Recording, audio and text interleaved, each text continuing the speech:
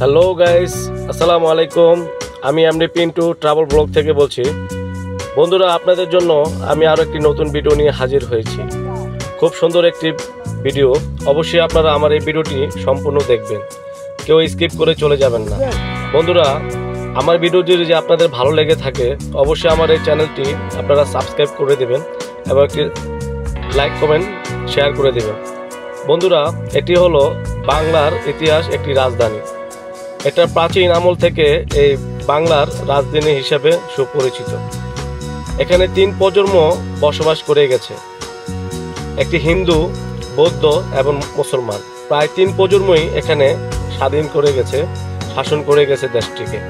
তো বন্ধুরা, এটি হলো বেহুলা লক্ষিন্দরের বাসরঘর।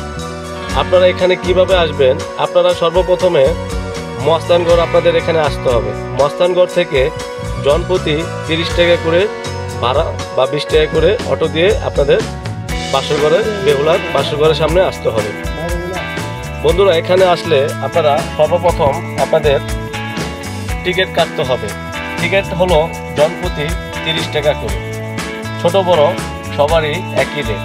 অবশ্যই বন্ধুরা, আপনারা এখানে 30 টাকা টিকিট কেটে ভিতরে প্রবেশ করতে হবে। ভিতরে প্রবেশ করলেই আপনারা বন্ধুরা বেহুলার বাসরঘরটি দেখতে পারবেন। এই বাসরঘরটি একটি বৌদ্ধ স্তম্ভ নামে খুব পরিচিত। সবাই মনে করা হয় এই বৌদ্ধ স্তম্ভটি সম্রাট অশোক নির্মাণ করেছিল, এটাকে একটা ধারণা করা হয়।